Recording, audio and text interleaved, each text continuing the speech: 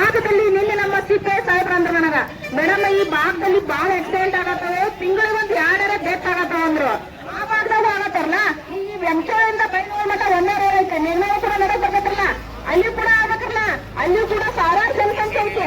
ಅದನ್ನ ಬಿಟ್ಟು ಇಲ್ಲಿ ವೆಂಚೋಳಿಗೆ ಅಷ್ಟ ಅಂದ್ರೆ ರೈತರ ಮೇಲೆ ಇವ್ರ ರಾಜಕಾರಣ ಮಾಡತ್ತಾರಂತ ಅರ್ಥ ಹೌದಲ್ಲ.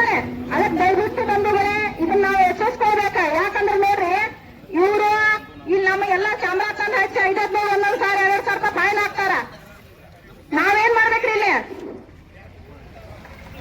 ಅದಕ್ಕೆ ದಯವಿಟ್ಟು ಇಲ್ಲಿ ಮುಂದಿನಾಗಿ ನಮ್ಮ ಅಧ್ಯಕ್ಷರಾದಂತ ಸುರೇಶ್ ಅಣ್ಣ ಅವರು ಒಂದು ಈ ಹೋರಾಟದ ಉದ್ದೇಶ 1-2 ಮಾತಾಡ್ಬೇಕಂತ ಕೇಳ್ಕೊತೇವೆ.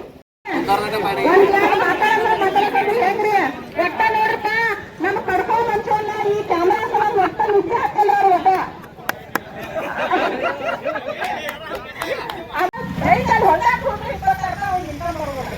ಇಲ್ಲೇ ದಯವಿಟ್ಟು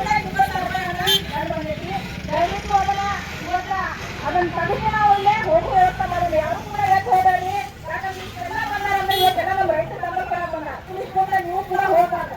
ಅದೇ ರೀತಿಯಾಗಿ ಪಟ್ಟಣ ಪಂಚಾಯತಿಯ ಸದಸ್ಯರಾದಂತ ಲೆಫ್ಟ್ ಸೈಡ್ ಇರುವ ಕ್ಯಾಮರಾ ಇದರಿಂದ ಜನಸಾಮಾನ್ಯರಿಗೆ ತೊಂದರೆ ಆಗ್ತಾ ಇದೆ. ಏನಂದ್ರೆ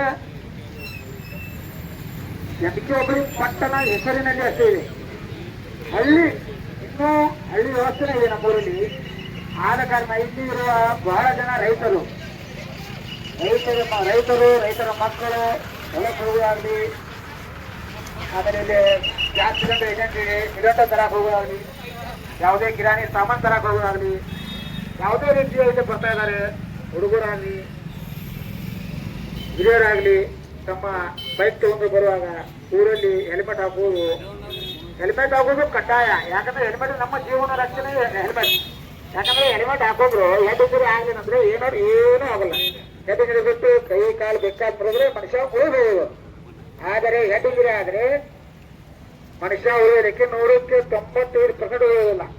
ಆದ ಕಾರಣ ಡಿಪಾರ್ಟ್ಮೆಂಟ್ದವ್ರು ಏನಾಗ್ತಾ ಇದಾರೆ, ಹೆಲ್ಮೆಟ್ ಅದು ಕಂಪಲ್ಸರಿ ಇರ್ಬೇಕು ಹೆಲ್ಮೆಟ್. ಆದ್ರೆ ಈ ಕ್ಯಾಮರಾದಿಂದ ಒಬ್ಬೊಬ್ಬ ಜನಸಾಮಾನ್ಯರಿಗೆ ಏನಾದ್ರು ಕನಿಷ್ಠ 6,000 8,000